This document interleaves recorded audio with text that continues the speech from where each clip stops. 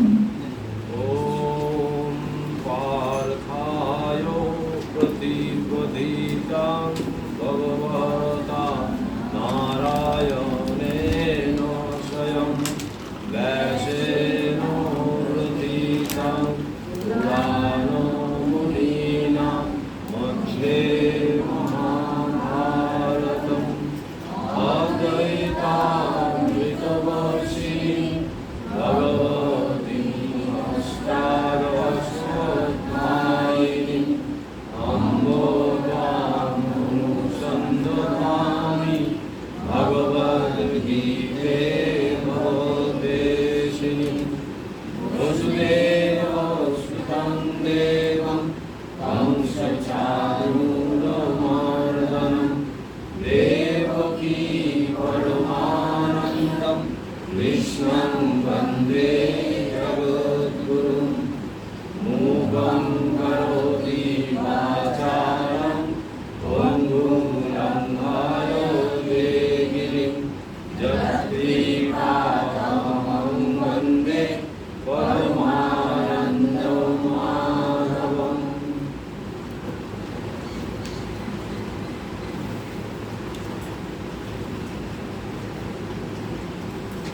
সন্ন্যাস যোগ, পঞ্চম অধ্যায় সন্ন্যাস যোগ।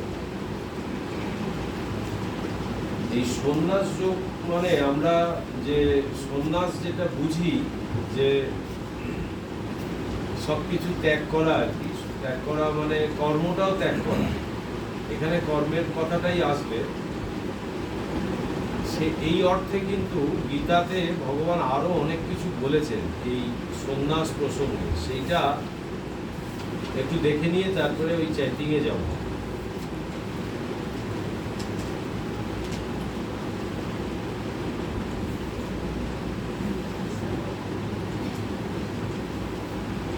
বেদে আমাদের বলছেন যে একটা শ্লোক আছে, যদ হরেব বিরজে তৎ হরেব প্রব্রজে। এই কালকে মহারাজ কিন্তু এই কথাটা কালকে আলোচনা করেছেন, আপনাদের মনে আছে কিনা জানি না, বলছি মনে করিয়ে দিচ্ছি। সাউন্ডটা মনে হচ্ছে বড় আছে, কম তোমার।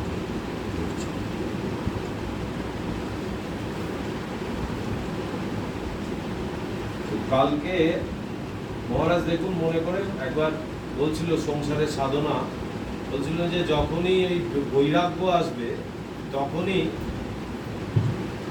শাস্ত্র বলছে যে তখনই এই সংসার থেকে সরে যেতে হবে। মানে মহারাজ কালকে এরকম বলছিলেন যে যখনই মনে হবে যে দূর এই সংসারটা আর ভালো লাগছে না বা এই সমস্ত কাজকর্মের মধ্যে থাকতে ইচ্ছে করছে না, তো তখনই ওই মঠে মন্দিরে চলে গেলাম, সেখানে সারাদিন ভগবানের সংস্পর্শে কাটালাম, বলছিলেন না, মনে আছে? এইটাই এইখানে বলছে এই ভগবান, এই বেদে এই কথাটা আছে। তো বলছে যে যেদিন বা যখনই মনে বৈরাগ্যের উদয় হবে তখনই প্রব্রজ্জা গ্রহণ করা কর্তব্য।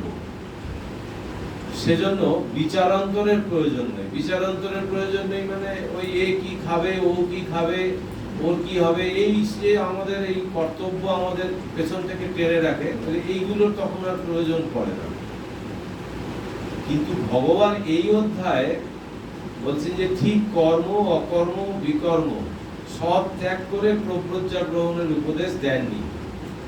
বস্তুত সম্যক রূপে কর্মফল ত্যাগ করে কর্মযোগী বা নিত্য সন্ন্যাসী হবারই নির্দেশ দিয়েছে। বুঝতে পারছেন তফাৎটা কোথায়? যে সবকিছু ছেড়ে ছুড়ে দিয়ে চলে যাওয়াটা একরকম, যে সেটা যখনই আমার ভেতরে বৈরাগ্যের উদয় হলো তখনই আমাকে এটা গ্রহণ করতে হবে। তাহলে কি হবে? মনের স্তরটা আর একটু উঠবে, আর একটু ভেতরটা শুদ্ধ পবিত্র হবে। এটা তো একটা দিক। কিন্তু এইখানে এই সন্ন্যাস যোগে এটা বলার উদ্দেশ্য এটাই যে এই সন্ন্যাস যোগে কিন্তু ভগবান আরো অনেক কিছু দিয়েছেন এখানে। এইখানে মূলত বলবেন যে কর্ম ত্যাগ নয়, বলছেন যে কর্ম ফলে যে আসক্তি থাকে আমাদের, যে কর্ম ফলটাকে ত্যাগ করতে হবে। তো বলছে যে এই কর্ম ত্যাগ বা স্বধর্ম ত্যাগ গীতার উপদেশ নয়, বরং স্বধর্ম পালন এবং সর্বকর্ম ফল ত্যাগই গীতার উপদেশ। কারণ কর্ম ত্যাগ করে সংসারে থাকা সম্ভব নয়। সংসার বিরাগী কর্ম ত্যাগ করে প্রজ্ঞা গ্রহণ করতে পারেন। কে পারে? যারা সংসারটা ত্যাগ করে, তারাই একমাত্র এই সন্ন্যাস গ্রহণ করতে পারে। আমরা সংসারে আছি, সংসারে থাকতে গেলে আমাদের ওই সন্ন্যাসীর মতো ভেতরে বৈরাগ্যের আগুন জ্বালিয়ে আমাদের থাকতে হবে। যতক্ষণ মানুষ দেহাশ্রয়ী ততক্ষণ কর্মত্যাগ অবিসংবাদী ভাব। এমনকি পরিব্রাজক সন্ন্যাসীকেও দেহ ধারণের জন্য ভিক্ষাটনাদি কর্ম করতে হয়। এই সন্ন্যাসীর কেবলমাত্র হচ্ছে অগ্নি প্রজ্বলন করে কিছু করতে নেই, বাকি কিন্তু সব তাদের নিজেদের খাবার জোগাড় করার জন্য তাদের ভিক্ষা করতে হয়, এই কর্ম নিয়েই থাকতে হয়। কারণ কর্ম ছাড়া মানুষ থাকতে পারে না। শ্রী ভগবান নিজেই বলছেন, নহি কশ্চিৎ সনমপি জাতু তিষ্ঠত্ব কর্মকৃৎ ইত্যাদি। অর্থাৎ কোনো অবস্থায় ক্ষণমাত্র কর্ম না করে, অর্থাৎ অকর্মকৃত অবস্থাতে মানুষ থাকতে পারে না। কারণ প্রকৃতি সম্ভূত রাগদ্বেষাদি গুণ সকলকেই কর্মে প্রবর্তিত করতে বাধ্য করে। এই যে প্রকৃতি সম্ভূত রাগদ্বেষাদি মানে আমাদের যে এই যে প্রকৃতি আছে, অন্তঃপ্রকৃতি আর বহিঃ প্রকৃতি, দুটো প্রকৃতি আমরা জানি। একটা বহিঃ প্রকৃতি হচ্ছে সবসময় তার বিরুদ্ধে আমাদের লড়াই করে বেঁচে থাকতে হয়। আর একটা প্রকৃতি আছে আমার ভেতরে, অন্তঃকরণ। সেই অন্তরের প্রকৃতির মধ্যে যেগুলো আছে সেগুলো হচ্ছে ওই রাগ মানে অনুরাগ, তারপরে বিদ্বেষ। তাই এই রাগ দেশাদির সঙ্গে এসে যায় এই হিংসা, ঈর্ষা, লোভ, ক্রোধ, ওই কাম, ক্রোধ, লোভ, মোহ, মদ, মাৎসর্য, এই সমস্তগুলো একসাথে এসে যায়, এই এক কথায় প্রকাশ করে রাগ দেশাদি। তাহলে আমাদের রাগ দেশাদি মানে কিছু বিষয় আমাদের খুব আগ্রহ থাকে, খুব ওটার সঙ্গে আমরা অ্যাটাচড হতে চাই। আবার কিছু বিষয় আমাদের বিদ্বেষ থাকে, যে ওটার সঙ্গে আমাদের ভেতরে রাগ হয় ওটা এলে। আর এটাই অনুরাগটা এলে আমাদের ভেতরে ভালোবাসা আসে, তারপরে আসক্তি আসে, নানান রকম এগুলো কাজ করে। তো এইগুলো আছে বলে আমরা কিন্তু এই কর্মে প্রবর্তিত হতে বাধ্য হই, কর্ম করতে বাধ্য হই আমরা। সেজন্য অল্প বুদ্ধিদের তিনি কর্মযোগ ও কর্মত্যাগের পার্থক্য কোথায় তাই বিশেষ করে দেখিয়েছেন এই অধ্যায়। কি বলছে যে কর্মযোগ আর কর্মত্যাগ এই দুটোর মধ্যে কি পার্থক্য সেইটা এই অধ্যায়ে ভগবান বলবেন। এ পর্যন্ত শ্রী ভগবান কর্মযোগের উপদেশ দিতে গিয়ে জ্ঞানেরও প্রশংসা করেছেন। তাই অর্জুনকে কর্মযোগ ও জ্ঞানযোগের মধ্যে কোনটি তার পক্ষে শ্রেয়স্কর তা নিশ্চয় করে বোঝাবার জন্য কর্ম যে বন্ধনের কারণ নয়, ফলাশক্তি বন্ধনের কারণ, ফল সন্ন্যাসী প্রকৃত সন্ন্যাস এবং আসক্তি ত্যাগেই মুক্তি ইত্যাদি অনেক আলোচনার অবতারণা করেছেন। তাহলে এখানে পরিষ্কার বোঝা যাচ্ছে যে কর্মটা আমাদের বন্ধনের কারণ নয়। বন্ধনের কারণ হয় যেটা, সেটা হচ্ছে ফলের প্রতি আসক্তি। এই ফলের প্রতি আসক্তিটাই আমাদেরকে আবার পুনঃ বন্ধনে ফেলে, এটাই জন্যই। কিন্তু প্রকৃতপক্ষে যে সন্ন্যাস সেটা হচ্ছে ওই ফলটা ত্যাগ করা। এই ফল সন্ন্যাসী হচ্ছে প্রকৃত সন্ন্যাস। আর আসক্তিটা যদি কোনো রকম ভাবে আমরা ত্যাগ করতে পারি, তাহলে আমরা ভেতরে ভেতরে কিন্তু একটা মুক্তি অনুভব করতে পারি। কর্ম চলতে থাকুক, তাতে কোনো অসুবিধা নেই, কিন্তু ওইটার প্রতি যেন আমার ওই আসক্তি না থাকে, মানে ওইটাতে যেন আমি আটকে না যাই। জ্ঞান পথ অবলম্বন করে ব্রহ্মবিদ্যা লাভ সকলের জন্য নয়, তার জন্য বিশেষ প্রস্তুতিরও দরকার। বেদান্তের অধিকারী বিচার সম্পর্কে বেদান্তসার গ্রন্থে পাওয়া যায় নিত্যানিত্য বস্তু বিবেক, ইহমূত্র ফলভোগ। এটা অন্যদিকে চলে যাচ্ছে, আমি জাস্ট পড়ে যাচ্ছি। ইহমূত্র ফলভোগ বিরাগ, সম্যমাদি সর্বসম্পত্তি ও মুমুক্ষুত্ব। এই যে যারা অধিকারী হবে, এই যারা এই ব্রহ্মবিদ্যা লাভের জন্য যারা সাধনা করবে, তাদের বিশেষ কতগুলো গুণের অধিকারী হতে হবে। সেই গুণগুলো এইগুলো বলছে। আর প্রজ্ঞা অবলম্বনে ব্রহ্মবিদ্যা লাভের অধিকারী বিরল। তাহলে জ্ঞান পথে এখানে কি বলছে, যে জ্ঞান পথে যদি আমি এগোই, তাহলে ওই জ্ঞান পথ ধরে যদি আমি লক্ষ্যে পৌঁছানোর চেষ্টা করি, মানে ওই ব্রহ্মবিদ্যা লাভের জন্য যদি চেষ্টা করি, তাহলে সেটা অত্যন্ত কঠিন পথ। কেন না, এই আমাকে এতগুলো এই গুণ সম্পন্ন হতে হবে, গুণের অধিকারী হতে হবে, সেটা সাধারণের পক্ষে সম্ভব নয়। আবার আরেকটা বলছি, মুন্ডক উপনিষদে একটা শ্লোক এখানে দিয়েছেন, পরীক্ষ লোকান কর্মচিতান ব্রাহ্মণ নির্বেদ মায়ান্নস্তপ্রীত কীতেন তদ বিজ্ঞানার্থং স গুরুমেবাভিগচ্ছেৎ সমিৎপানি সত্রিয়ং ব্রহ্মনিষ্ঠম।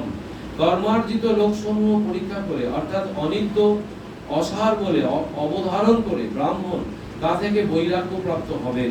কারণ অকৃত অর্থাৎ নিত্যপ্রাপ্ত মোক্ষ কৃতকর্ম দ্বারা লাভ করা যায় না। সেই বৈরাগ্য লাভ করে বৈরাগ্যবান নিত্যসত্য ব্রহ্মবিজ্ঞান লাভের উদ্দেশ্যে সমিৎপানি হয়ে ক্ষত্রিয় ও ব্রহ্মনিষ্ঠ গুরুকেই সর্বতভাবে আশ্রয় করবেন। এটাই হচ্ছে আমাদের হিন্দু শাস্ত্রের সনাতন ধর্মের একটা অন্যতম একটা সুন্দর দিক, যে আগেকার দিনে গুরুগৃহে বাস ছিল এবং সমস্ত কিছু ত্যাগ করে আমাকে এই জাগতিক যা কিছু ভোগ বাসনা এগুলো ত্যাগ করে আমাকে এই গুরু সন্নিধানে অবস্থান করে আমাকে ওই ব্রহ্মবিদ্যা লাভ করার পথে এগোতে হবে। এ থেকেই কর্মত্যাগ ও প্রব্রজ্জা গ্রহণ কত কঠিন বিষয় তার সুস্পষ্ট ইঙ্গিত পাওয়া যায়। তাই যার পক্ষে সন্ন্যাস গ্রহণ সম্ভব নয়, তার পক্ষে নিষ্কাম কর্মযোগী হয়ে শ্রেয় প্রাপ্তির পথে চলার উপদেশ দিয়েছেন শ্রী ভগবান। এবারে আসছে আসল কথা, যে সন্ন্যাস গ্রহণ ম্যাক্সিমামের পক্ষেই সম্ভব নয়। এই জগতে যারা আছে তাদের মানে জনসংখ্যার মুষ্টিমেয় কিছু লোক ভগবানের দিকে এগোয়, আর তার মধ্যে মুষ্টিমেয় কিছু লোক সন্ন্যাস গ্রহণ করে, একদম খুব কম পার্সেন্টেজ। কিন্তু বাকিটাই হচ্ছে এই ভক্তি নিয়ে জীবন কাটায়। তো সেই জন্য বলছে যে যার পক্ষে সন্ন্যাস গ্রহণ সম্ভব নয়, তার পক্ষে নিষ্কাম কর্মযোগী হয়ে শ্রেয় প্রাপ্তির পথে চলার উপদেশ দিয়েছেন শ্রী ভগবান। আচ্ছা, এই শ্রেয় আর প্রেয় এটা জানেন তো, এই উপনিষদেই বলেছে যে শ্রেয় আর প্রেয় হচ্ছে যে তাৎক্ষণিক যে আনন্দ পাওয়া যায় ক্ষণিকের জন্য, বা যেটা চিরস্থায়ী নয়, সেটাকে বলে প্রেয়। সেটার জন্য খুব একটা পরিশ্রম করতে হয় না। আর শ্রেয় হচ্ছে যেটা চিরন্তন থাকবে, সেইটা পেতে গেলে আমাকে অনেক কিছু কষ্ট স্বীকার করতে হবে এবং এই সাধন ভজনের পথে এগোতে হবে, অনেক কিছু ত্যাগ করতে হবে। এই শ্রেয় প্রাপ্তিটাই হচ্ছে আমাদের লক্ষ্য, এবং সেটাই হচ্ছে যে ওই দুঃখ, সর্বরকম দুঃখ নিবৃত্তির হাত থেকে পরিত্রাণ পাওয়ার একমাত্র উপায়। কর্মযোগী ও কর্মসন্ন্যাসী উভয়ের জন্যই সাধন রূপে অহং বুদ্ধি ত্যাগ, সর্বত্র ব্রহ্মদৃষ্টি ও ধ্যান যোগের উপদেশ দিয়েছে। ধ্যান যোগের সাহায্যে মনকে নির্বিষয় করে আত্মসমস্ত করতে হবে, তবেই প্রকৃতির বন্ধন হতে মুক্ত হয়ে সাধক ব্রহ্মভাবে প্রতিষ্ঠিত হতে পারেন। সমদর্শী হওয়া সর্বং খলিদং ব্রহ্ম, এই জ্ঞানে প্রতিষ্ঠিত হওয়ার সোপান স্বরূপ। সর্বত্র সর্বজীবে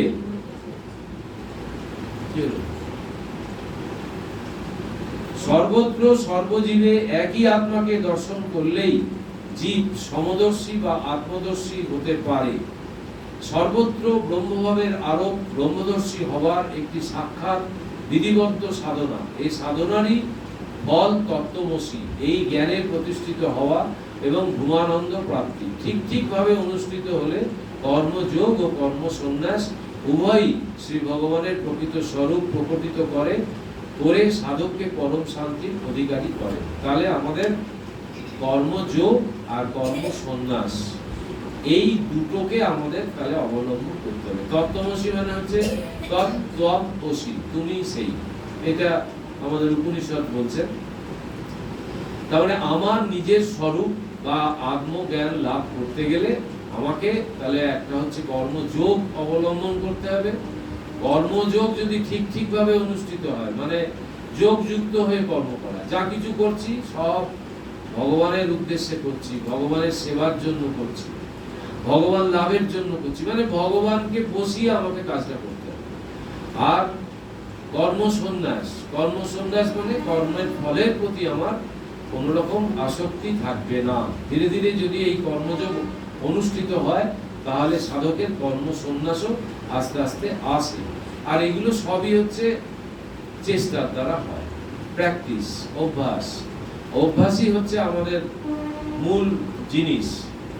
আর সেখানে যদি নিষ্ঠাটা আমরা আনতে পারি তাহলেই এইগুলো সম্ভব। এবার পঞ্চম অধ্যায়ের 10টা শ্লোক চ্যান্টিং করবো, করে যে কটা অর্থ হয় বোঝার চেষ্টা করব। অথ পঞ্চম অধ্যায় সন্ন্যাসযোগ। অর্জুনোবাচ সন্ন্যাসং কর্মণাং কৃষ্ণ পুনর্যোগং চ সংশসি যচ্ছেয় এতয়োরেবং তন্মে ব্রূহি সুনিশ্চিতম। শ্রী ভগবানুবাচ সন্ন্যাস কর্মযোগশ্চ নিশ্চেয়শ পরাভুবৌ তয়োস্তু কর্মসন্ন্যাসাৎ কর্মযোগো বিশিষ্যতে। জ্ঞেয়ো স নিত্যসন্ন্যাসী यो न दृष्टि न कांक्षति निर्गन्धो हि महाबाहो सुखं बन्धात्मुच्यते। सांख्ययोगो पृथक् प्रवदन्ति न पण्डिताः एकमावस्थितो सम्यक् उभयोर्विन्दते फलम्। यत्साङ्ख्ये प्राप्यते स्थानं तज्जोगैरभिगम्यते। एकं साङ्ख्यं च योगं च यः पश्यति स पश्यति। सन्न्यासस्तु महाबाहो दुःखम् आप्तुम् अजगत। योगयुक्तो मुनिर्ब्रह्म न चिरेणाधिगच्छति। योगयुक्तो विशुद्धात्मा विजितात्मा जितेन्द्रियः। सर्वभूतात्मा भूतात्मा कुर्वन्नपि न लिप्यते। नैव किञ्चित् करोमीति युक्तो मन्येत तत्त्ववित्। पश्यन् शृण्वन् स्पृशन् जिघ्रन् अस्नन् गच्छन् शपन् शशन् प्रलोभन् विसृजन् गृहन् उन्मिषन् निन्मिषन्नपि। इन्द्रियाणीन्द्रियार्थेषु वर्तन्त इति धारयन् ब्रह्मण्यादाय कर्माणि सङ्गं त्यक्त्वा करोति यः। लिप्यते न स पापेन पद्मपत्रमिवाम्बसा।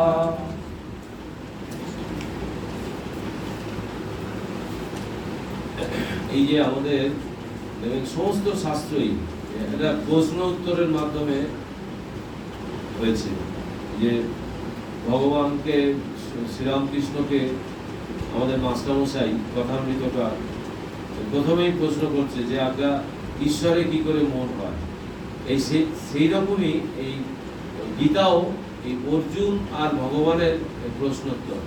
এখানে অর্জুন প্রথমেই ভগবানকে প্রশ্ন করছে যে সন্ন্যাসং কর্মণাং কৃষ্ণ পুনর্যোগং চ সংশসি যচ্ছেয় এতয়োরেবং তন্মে ব্রূহি সুনিশ্চিতম।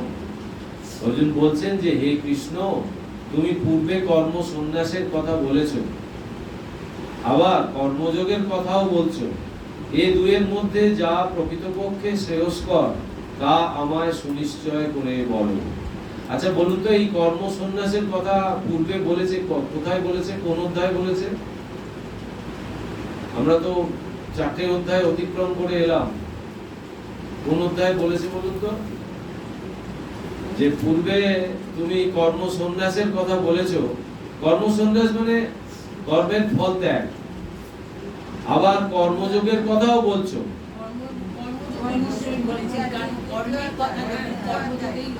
কর্মযোগে বলেছে কিছুটা, কিন্তু আসল কথাটা বলেছে দ্বিতীয় অধ্যায় সাংখ্যযোগে গিয়ে বলেছে। সাংখ্যযোগেই হচ্ছে সব থেকে মূল বিষয়। ভগবান ওইখানে আসল সার তত্ত্ব বলে দিয়েছে। এখানে বলে দিচ্ছি শ্লোকগুলো। মূল যেটা আমাদের সবাই মুখস্থ সেটা হচ্ছে 47 কর্মণ্যে বাধিকারস্তে মা ফলে সুপদাচন মা কর্মফল হেতুর ভূ মাতে সঙ্গস্ত কর্ম। দ্বিতীয় অধ্যায় 47 নম্বর শ্লোক। তারপরে 48 নম্বর শ্লোকে বলে যে যোগস্থ কুরু কর্মাণি সঙ্গম তক্তা ধনঞ্জয় সিদ্ধ সিদ্ধ সমভূত্বা সমত্তম যোগ উচ্যতে। সর্বদা যোগস্থ হয়ে থাকো, কর্ম করো, মানে যোগযুক্ত হয়ে কর্ম করো। এইখানে এই 47 থেকে পরপর ভগবান এই কর্ম সন্ন্যাসের কথা বলেছেন, কর্মযোগের কথা বলেছেন। হ্যাঁ, আর কর্মযোগে মূলত যেটা বলেছেন সেটা হচ্ছে স্বধর্মের কথা বলেছেন, যে স্বধর্মটা তোমাকে ছাড়লে চলবে না, সেই স্বধর্মটা তোমাকে ওই ফল ত্যাগ করে করতে হবে। ওইখানে কর্ম সন্ন্যাসের কথা ওখানে আছে। তো যাই হোক, তো বলছে যে এখানে বলছেন যে তুমি প্রশ্নটা কি তাহলে, বলছে তুমি পূর্বে কর্ম সন্ন্যাসের কথা বলেছো, আবার কর্মযোগের কথাও বলছো। এই দুয়ের মধ্যে যা প্রকৃতপক্ষে শ্রেয়স্কর তা আমায় সুনিশ্চয় করে বলো। এই কর্মযোগের কথাও বলেছো, মানে কর্মযোগে তো বলেইছে। এর আগের যে অধ্যায় জ্ঞানযোগ, জ্ঞানযোগে কিন্তু বেশিটাই কর্মের কথা আছে, বেশিটাই কিন্তু কর্মযোগের কথা আছে, যোগযুক্ত হয়ে কর্ম করার কথা ওখানেও আছে, বেশিটাই আছে। দেখুন ওই 22 নম্বর শ্লোকে দেখবেন, যদৃচ্ছা লাভ সন্তুষ্ট দ্বন্দ্বাতীত বিমৎসর সমসিদ্ধাব সিদ্ধ চ প্রীত্যাপি ন নিবদ্ধতে। ওইখানে তারপর তার আগে আছে তত্ত্বা কর্মফলা সঙ্গম নিত্যতৃপ্ত নিরাশ্রয়, এইগুলো আছে। তার আগে আছে যস্য সর্বে সমারম্ভা কাম সংকল্প বর্জিতা জ্ঞানাগ্নি দগ্ধ কর্মাণং তমহু পণ্ডিতং হুতা। অর্থাৎ এই কর্ম আর জ্ঞান এই দুটো না একদম মানে মিলেমিশে আছে আর কি। মানে আমাকে জ্ঞান অর্জন করে কর্মটা করতে হবে, তাহলে কর্মটা ঠিক হবে। আর কর্মের রহস্যটা আমাকে বোঝার চেষ্টা করতে হবে, যে কর্মটা আমি করছি কেন, কিসের জন্য কর্মটা করছি।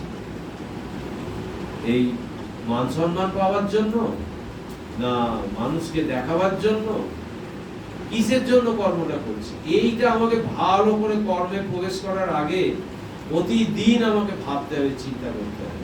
সেখানে দেখা যাবে যে মূলত আমাদের এই কর্মের সৃষ্টিটার মূলেই হচ্ছে যে চিত্ত শুদ্ধির জন্য কর্ম।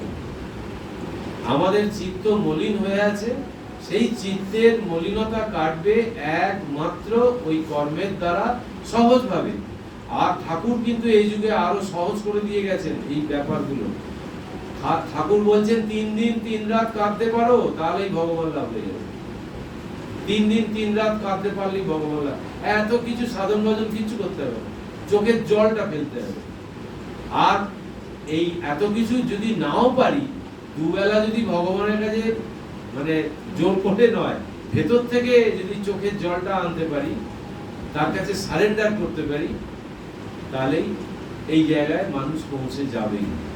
সেই জন্য আমরা আমাদেরকে সর্বক্ষণ কর্ম করতে হয়, কারণ আমাদের এখনো সেই সময় আসেনি। যাদের ওই সময় এসে গেছে তারা কেবলমাত্র ভগবানকে নিয়েই কাটায়। দেখবেন সংসারে বহু মানুষ আছে তারা কোনো কর্ম করে না, দিব্যি আছে, কিন্তু সর্বক্ষণ সে ভগবানের ভাবে আছে। আর আমাদের কি, আমাদের ভেতরে এখনো বাসনা কামনা রয়েছে, তো দাঁড়িয়ে বেড়াচ্ছে, এইটা করি ওটা করি সেটা করি। এই তাড়নার জন্য আমাদেরকে কর্ম করতে হচ্ছে। কিছুটা আছে কর্ম করতে বাধ্য, সেটা হচ্ছে যে সংসার নির্বাহের জন্য, নিজের জীবন চালাবার জন্য, এগুলো কর্ম আমাকে করতেই হবে, যেটা আমাদের দৈনন্দিন কর্মের মধ্যে পড়ে। কিন্তু আমরা অনেক সময় প্রয়োজন নেই, তাও আমরা জোর করে কর্মে লিপ্ত হই। ওই সময়টা আমরা যদি মন করলেই পারি যে ভগবানের মন দিতে পারি, এ করতে পারি, অনেক কিছুই করতে পারি, কিন্তু আমরা করি না। এই যে আমাদের যে বৈরাগ্য, কালকে মহারাজ এই কথাই বলছিলেন যে এই বৈরাগ্য বা এই দিকে যে মন, এই সময়টা তো অনেক রকম ভাবেই পাস করানো যায়, কিন্তু সেইটা ছেড়ে দিয়ে আমরা এইখানে আসছি। এইটাই হচ্ছে জায়গা, যে এইটা যত যত আমাদের মধ্যে বাড়বে, যত ওই দিকে আমরা যাব, তত আমাদের বৈরাগ্য আসছে, তত কি হচ্ছে ওই বাসনাগুলো ফসে যাচ্ছে, ওই দিকের তাড়নাটা আমাদেরকে আর সেভাবে দেবে না, যে ওইটা এই করতে হবে, ওই করতে হবে, সেই করতে হবে, আমি না করলে কে করবে, এই যে ভাব, কর্তা ভাব, ঠাকুর এইটাই বলছেন যে এই ভোগ করার বাসনা আর এই কর্তাগিরি করার বাসনা, এই দুটো আমাদেরকে তাড়িয়ে বেড়ায়। তো সেই জন্যে এইখানে এই কথাই ভগবান বলবেন এবার, যে অর্জুন এই প্রশ্নটা করলো, করে বলছে যে এই দুয়ের মধ্যে যা প্রকৃতপক্ষে শ্রেয়স্কর তা আমায় সুনিশ্চয় করে বলো। দুটো কি বললো? একটা হচ্ছে কর্ম সন্ন্যাস আর একটা হচ্ছে কর্মযোগ, তাই তো? এই দুটো ভগবান বললো, এই অর্জুন প্রশ্ন করলো, খুব সাংঘাতিক প্রশ্ন। আচ্ছা, এখানে একটা শর্ট নোট আছে, একটু পড়ে নিই। ভগবান পূর্বে নিষ্কাম কর্মযোগের উপদেশ প্রসঙ্গে অনেক স্থলে জ্ঞানের প্রশংসা করেছেন, আবার অজ্ঞান সম্ভূত সংশয় জ্ঞান রূপ খড়গ দ্বারা ছেদন করে নিষ্কাম কর্মের অনুষ্ঠান করতেও বলছেন। কিন্তু কর্ম ত্যাগ ও কর্ম অনুষ্ঠান যে পরস্পর বিরোধী, তাই অর্জুনের মনে সংশয় জেগেছে।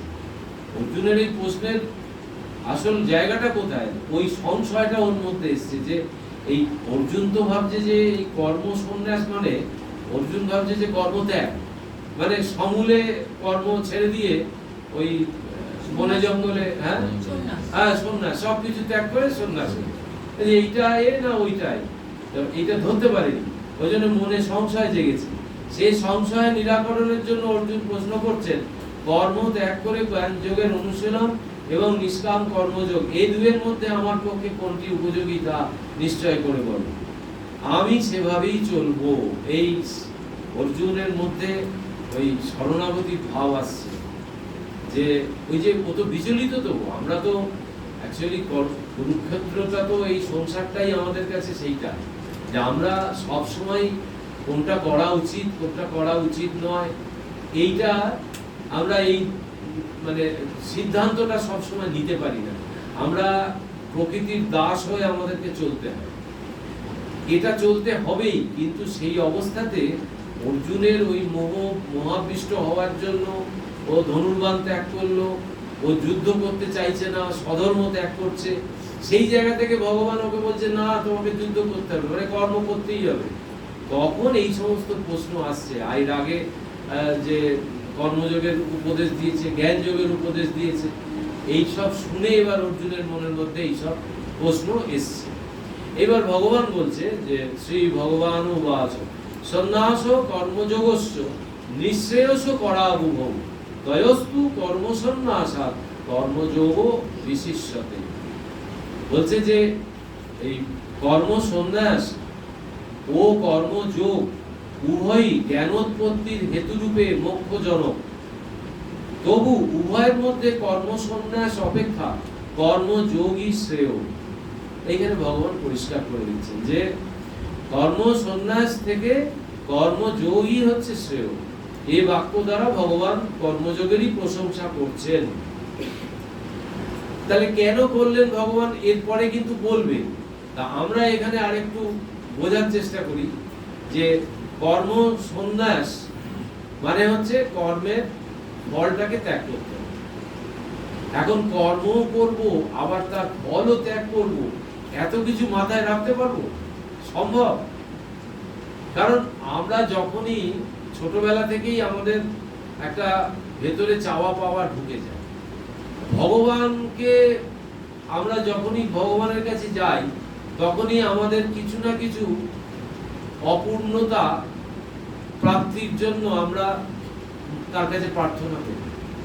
আবার যখনই কোনো কর্মে আমরা প্রবৃত্ত হই, তখনই আমাদের মধ্যে একটা স্বাভাবিক ভেতরে একটা এসে যায় যে আমি এটা করলে কি পাবো, বা এটা কি পাওয়ার জন্য এই কর্মটা করছি। প্রকারান্তরে কিন্তু আমরা, স্বামীজি বলছে যে আমরা কিন্তু যা কিছু কর্ম করি সবকিছু কিন্তু ওই আনন্দের জন্যই করি। যে কোনো কর্মে আমরা খুব সূক্ষ্মভাবে চিন্তা করে দেখবেন, ওই বাজার করতে আনন্দ পাই বলেই বাজার করতে যাই। যে কোনো আনন্দ পাই বলেই আমরা কর্মে প্রবৃত্ত হই।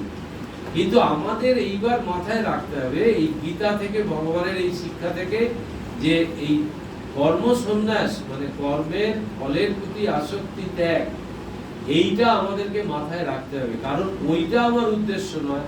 উদ্দেশ্য হচ্ছে আসক্তি ত্যাগ যদি হয় তাহলে আমার চিত্ত শুদ্ধি হবে। আর চিত্ত শুদ্ধি হলেই আমি আস্তে আস্তে ভগবানের নিকটবর্তী হতে থাকবো, এটাই উদ্দেশ্য। এবার তার দ্বিতীয় এতে এবার বলছে, ভগবান প্রথম তো বললো যে কর্ম সন্ন্যাস অপেক্ষা কর্মযোগ শ্রেয়, এবার বলছে গেয় স নিত্য সন্ন্যাসী যো ন দেশটি ন কাঙ্ক্ষতি নির্দ্বন্দ্ব হি মহাবাহ সুখম বন্ধা প্রমোচ্যতে। যে কোনো দেশ করে না, যে কোনো আকাঙ্ক্ষা করে না, এই ন দেশটি ন কাঙ্ক্ষতি বলছে হে মহাবাহ, যিনি কাউকে দেশ করেন না, কোনো ফলাকাঙ্ক্ষা করেন না, পরমেশ্বরের সেবা বা আরাধনার্থ কর্ম করলেও, মানে ভগবানের যখন আমরা পুজো করি, ভগবানকে যখন সাজাই, ভগবানের যখন নাম উচ্চারণ করি, ধূপ ধুনো দিই, তখনও যেন আমাদের মধ্যে কোনো রকম ফলাকাঙ্ক্ষা যেন কাজ না করে। তো বলছে কোনো ফলাকাঙ্ক্ষা করেন না, তাকে নিত্য সন্ন্যাসী বলে যেন। বুঝতে পারছেন কত বড় কথা? মানে কোনো ফলা বলছে যে যিনি কাউকে দেশ করেন না, মানে কারুর প্রতি যার কোনো বিদ্বেষ ভাব নেই, অর্থাৎ সকলকেই সে আপনার ভাবে, মানে পরমাত্মীয় জ্ঞান করেন, আর কোনো ফলাকাঙ্ক্ষা করেন না, কোনো কর্মের যে ফল সেইটা আমি এইটা পাবো ওইটা পাবো। আমাদের কিছু চাওয়া পাওয়ার থেকেও আমাদের দেখবেন একটা হয়, সেটা হচ্ছে যে কোনো কিছু আমাদের কর্ম ফল উৎপাদন করে, তো আমাদের একটা কিন্তু মাথায় থাকে সব সময়, সেটা হচ্ছে আমি কটা পূর্ণ কাজ করলাম। মানে আমি বলছি না যে ওই কি পাবো ওটা ওটা আছে, ওটা বাদ দিই, কিন্তু একটা কিন্তু আমাদের সব সময় একটা অজান্তে ভেতরে ঢুকে আছে যে এটা আমি কিছু পূর্ণ করলাম কি না, এটা সব সময় বলে। এই পুজোটা করলে আমি হ্যাঁ। ভালোভাবে কি এটা সব সময় হ্যাঁ, এইটা আছে, লাভ হলো কি ওই কটা পূর্ণ কর্ম করলাম, এইটার প্রতি আমাদের এই জন্য ওটাকেও ছেড়ে দিতে হবে। তো সেই বলছে যে নিত্য সন্ন্যাসী বলে জানবে।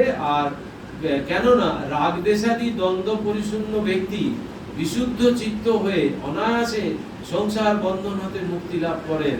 এই যে একটু আগে যে চিত্তশুদ্ধির কথা বলছিলাম, এই হচ্ছে জায়গা যে যখনই আমার এই হুঁশটা এসে যাবে, ঠাকুর ওই জন্য বলছেন এই মান বলছে মানুষ দুরকম, একটা হচ্ছে মানুষ মানুষ যেরকম মানুষ দেখতে শুনতে মানুষ সেরকম মানুষ, আর একটা বলছে সেই মানুষ যার মধ্যে হুঁশ আছে, যে মানের প্রতি হুঁশ, মানে আমি যে মানুষ আমার অ্যালার্টনেসটা যেন আমার থাকে, এইটা এই হুঁশটা যদি থাকে তাহলে হচ্ছে যে এই রাগ দেশাদি দ্বন্দ্ব পরিশূন্য ব্যক্তি বিশুদ্ধ চিত্ত হয়ে অনায়াসে সংসার বন্ধন হতে মুক্তি লাভ করেন। কিন্তু আমাদের ভেতরে তো এই রাগ দেশাদি গজগজ করছে একদম, তাই না? রাগ দেশাদি মানে অনুরাগ আর বিদ্বেষ, অনুরাগের থেকে বিদ্বেষ বেশি আছে।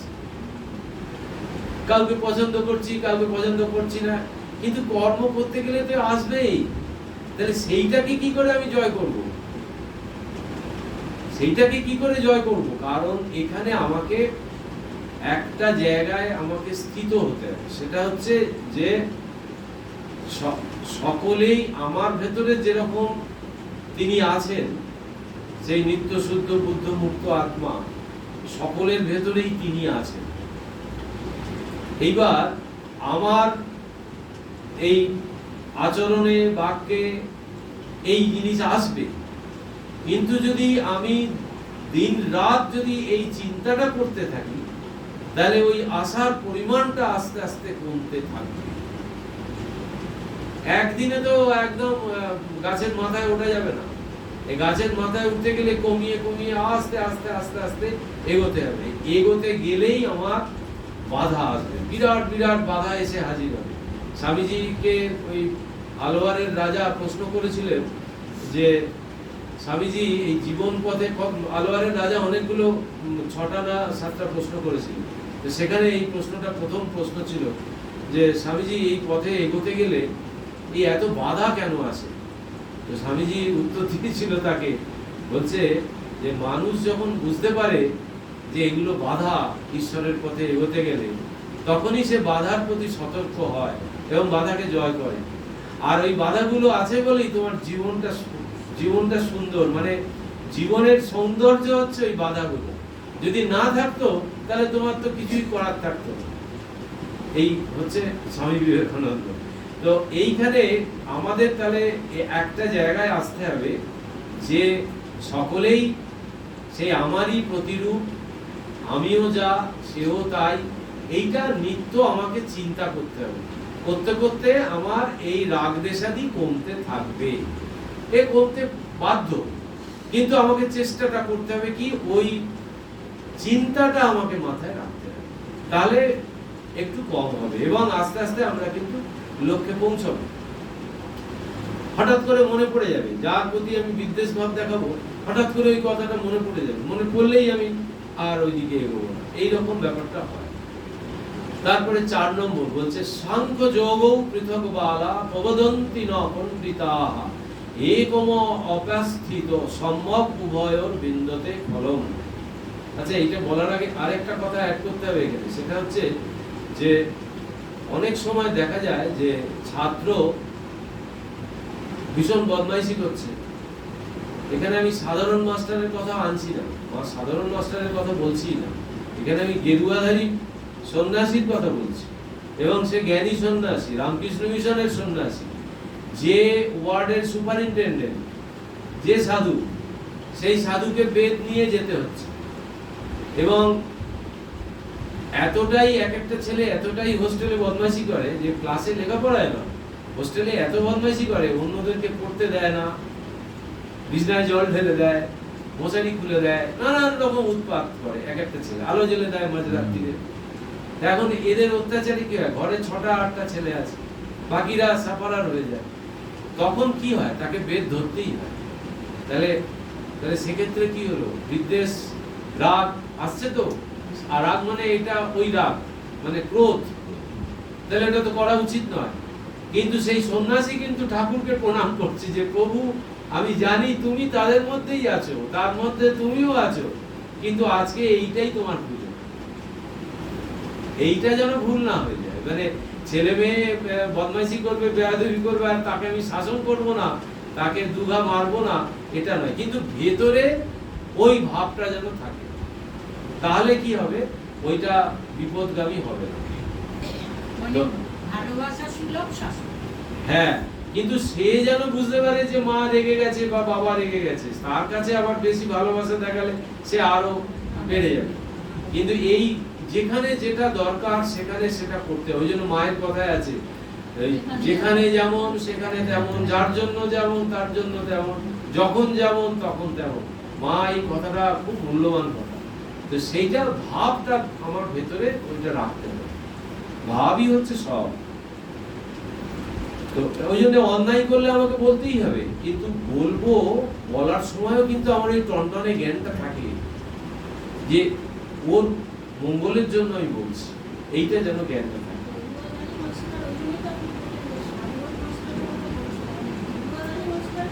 তাকেও করতে হবে।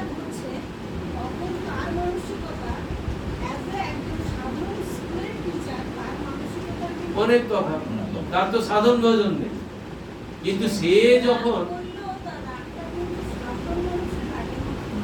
না, আর এদের তো হিংসার রাগ। হ্যাঁ, ওই জন্য আমি তো ওই কথাটা তুললাম যে সাধারণ মাস্টার নয়, গেরুয়াধারী মাস্টারকে ছড়ি তুলতে হচ্ছে, বেদ তুলতে হচ্ছে। এবং এটা সত্যি ঘটনা, এটা ফেসবুকে অনেকবার রিল করেছে। এটা ওই সেই মহারাজ, নাম ভুলে যাচ্ছে, ওই মহারাজ মানে এতটাই একটা ছেলে ওই সময় এতটাই বদমাইশি করছিল, তাকে সেই বেদ দিয়ে মারতে হয়েছে। তবে তারপরে সেই ছেলে পরে বিরাট সায়েন্টিস্ট হয়েছে। সত্যিকারে হ্যাঁ, ওরা তো একটু পড়লেই মাথায় রাখতে পারে। হ্যাঁ, কিন্তু ওই ভালো দিকে যায় না, বদ দিকে যায়, ওই গন্ডগোলটি ওইখানে হয়। তো ওই জন্য এই কথাটা বলাটা দরকার ছিল, নাহলে ওইটা অপূর্ণ থেকে যাবে। এখানে 4 নম্বর শ্লোকে বলে সাংখ্য যোগ পৃথক বালা। এই সাংখ্য যোগ পৃথক বালা, বালা মানে হচ্ছে বালক, মানে বালক মানে হচ্ছে অনভিজ্ঞ আর কি, অনভিজ্ঞ ব্যক্তি। তো সাংখ্যযোগ মানে হচ্ছে কর্মসন্ন্যাস ও নিষ্কাম কর্মযোগ। সাংখ্য কথাটার অর্থ হচ্ছে জ্ঞান, এখানে দুটোই বলছে যে পৃথক বালা প্রবদন্তি বলেন পণ্ডিতা, পণ্ডিতা মানে বিবেকী, পণ্ডিতগণকে বলেন, পণ্ডিতগণ বলেন আর কি, যে কি বলছেন যে অনভিজ্ঞ ব্যক্তিরাই কর্মসন্ন্যাস ও নিষ্কাম কর্মযোগকে পৃথক ফলপ্রদ বলে থাকেন, কিন্তু পণ্ডিতগণ তা বলেন না। জ্ঞান বা কর্ম এর একটি সম্যক রূপে অনুষ্ঠিত হলেই উভয়ের ফলরূপ মোক্ষ লাভ হয়, জ্ঞান বা কর্ম। তাহলে বলছে যে পণ্ডিতরা বলছে যে অনভিজ্ঞ যারা ব্যক্তি তারা এই কর্ম সন্ন্যাস আর নিষ্কাম কর্মযোগ এই দুটো বলছে পরস্পর বিরোধী। মানে কর্ম সন্ন্যাস মানে হচ্ছে কর্মের ফলে আসক্তি ত্যাগ, আর নিষ্কাম কর্মযোগ বলছে ওই একই, কিন্তু তারা না বুঝে এটা বলছে। তো ওই জন্য বলছে জ্ঞান বা কর্ম এর একটি সম্যক রূপে অনুষ্ঠিত হলেই উভয়ের ফলরূপ মোক্ষ লাভ হয়। মানে জ্ঞান পথে আমি যদি এগোই, চর্চা করি, তাহলে সেইটা আমাকে ভগবানের দিকে নিয়ে যেতে পারে। আবার যদি কর্মের পথে যদি এগোই, তাহলে সেটাও আমাকে ওই মোক্ষরূপ ফল আমাকে দিতে পারে, দেবে। কেন, কি করে দেবে? এই যুগে এসে স্বামীজি সেটা প্রবর্তন করে গেল, মানে শুধু দেখিয়ে গেল নয়। এই যে গীতার যে 18টা অধ্যায়, 18টা অধ্যায়কে স্বামীজি করলো কি এই চারটে জিনিসে কম্পাইল করে দিল এই যুগে এসে। এটাই স্বামীজির সব থেকে মানে যত লেকচার আছে সব থেকে বড় নিদর্শন হচ্ছে এটা, এই কর্মযোগ, জ্ঞানযোগ, রাজযোগ, ভক্তিযোগ, এই চারটে যোগের মধ্যে 18টা অধ্যায়ের গীতাকে ঢুকিয়ে দিয়েছে। এখানে কিন্তু ওই চারটে যোগেরই কথা আছে। আর সেইখানে এই স্বামীজি দেখাচ্ছে যে কর্ম করেও যেরকম এই মোক্ষের পথে যাওয়া যায়, জ্ঞান চর্চা করেও যাওয়া যায়, ভক্তির চর্চা করে যাওয়া যায়, আবার রাজযোগ মানে হচ্ছে ধ্যান করে যাওয়া যায়। এই চারটে পথই হচ্ছে মানে শ্রেষ্ঠ পথ, এবং সকলেই তাকে লাভ করতে পারে। স্বামীজি আরেক ধাপ এগিয়ে গিয়ে অনেক জোরের সঙ্গে বলল যে কর্ম কর্ম আর কুছ নেই মানতে, এই কথাটা বলেছেন। এবং বলেছেন যে হরিভাইকে, তুরিয়ানন্দ মহারাজকে, যে এবার এসে এই যুগের জন্য একটা নতুন পথ করে দিয়ে গেলাম, সেটা হচ্ছে সেবা যোগ। কেবলমাত্র সেবা জ্ঞানে মানুষকে যদি আমি ব্যবহার করি, মানে যে কোনো কাজকেই আমি যদি সেবা রূপে নেই, পরার্থে নিজের জন্য নয়, নিঃস্বার্থভাবে, সেটাই আমাকে ওই লক্ষ্যে পৌঁছে দেবে। এত কিছু আমাকে জপ, ধ্যান, পুজো, আন্নিক, এত কিছু কোনো কিছু করতে হবে না, কেবল সেবার মনোভাবটা ভেতরে আনতে হবে, যে পরার্থে সেবা করব, এই মানসিকতা যদি আমার ভেতরে এসে যায় একবার, নিঃস্বার্থ সেবা, তাহলেই। এই যে আপনি কাশীপুর বিদ্যালয়টিতে ভলেন্টিয়ারিং করেন, ওখানে কি প্রসাদ খেতে খাওয়ার জন্য যান? তাহলে কেন হচ্ছে? ভেতরে ওই নিঃস্বার্থপরতা আছে, ওইটাই ঠেলে দিচ্ছে, প্রেরণা যোগাচ্ছে। এইটা একবার জেগে গেলেই ওই জায়গায় রিচ করে যাবে সে। মানে চিত্তশুদ্ধির একদম মোক্ষম জায়গা হচ্ছে এই পরার্থে সেবা। আর ওটা করলে এত আনন্দ হয়, ওটা যে করে সে জানে, ও বোঝানো যাবে। ওখানে কেউ কিচ্ছু পাওয়ার জন্য যায় না। ওই যে বেলুড় মঠের মন্দিরের উল্টো দিকে যে স্টলটা আছে, ওই স্টলটায় আমি বেশ কয়েক বছর দুর্গাপুজো বিভিন্ন অনুষ্ঠানে ওই ভলেন্টিয়ারি করতাম। এবং ওই মহারাজ আমাকে যে যখন ছিলেন, ওই ধূপের দায়িত্বটা আমার ঘাড়ে দিয়ে দিত। ওই কটা দিন পুরো মানে স্টকটা আমাকে নিয়ে আসতে হতো, এবং যতক্ষণ না ক্যাশ স্টক মিলে জমা দিচ্ছি ততক্ষণ ছুটি নেই। মাঝখানে খাওয়া দাওয়া ছিল, মানে ওই দুর্গার কোনো একটা আরতি হচ্ছে বা কিছু হচ্ছে, বা কোনো কারোর প্রণাম শুরু হয়েছে, একটু যাবো, তার কোনো উপায় নেই। একদিন যেতে গেছি, গিয়ে অনেক কিছু শুনতে হয়েছে, খাওয়া দাওয়া ছিল, সব ছিল, কিন্তু কিসের প্রেরণায়, কি পাওয়ার জন্য? এইটা যদি একবার ভেতরে আসে যে নিঃস্বার্থ সেবা, কিছু পাওয়ার জন্য আমি করছি না, ঠাকুরকে ভালোবাসি, তার সেবা করার জন্য কাজ করছি, এইটাই মানুষকে সর্বোত্তম জায়গায় নিয়ে যায়, আর কিছু লাগেও না।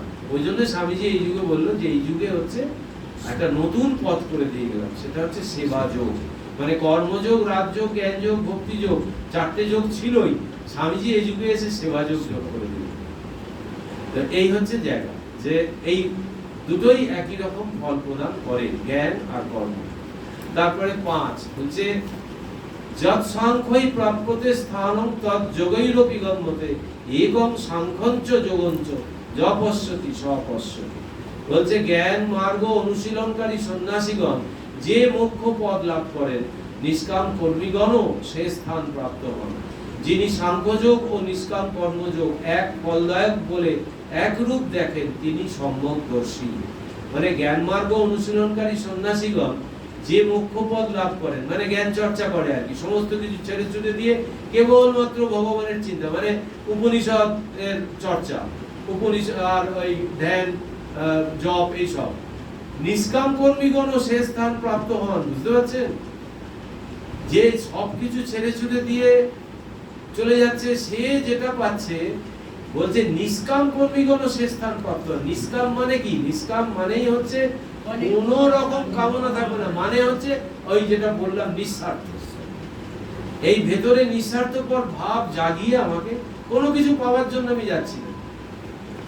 যিনি সাংখ্যযোগ ও নিষ্কাম কর্মযোগ এক ফলদায়ক বলে এক রূপ দেখেন, তিনি সম্যকদর্শী। সাংখ্যযোগ মানে হচ্ছে জ্ঞানযোগ, মানে জ্ঞান চর্চা, আর নিষ্কাম কর্মযোগ, এটা এই দুটোকে যিনি এক দেখেন, তিনি হচ্ছেন সম্যকদর্শী। এই অবধি থাক, পরের দিন আবার এই শ্লোকটা থেকেই শুরু করব। ওম নমো ভগবতে বাসুদেবায় গোবিন্দায় নমো নমঃ। ওইটাই করেছি। সাদাটা। এইটা না, এটা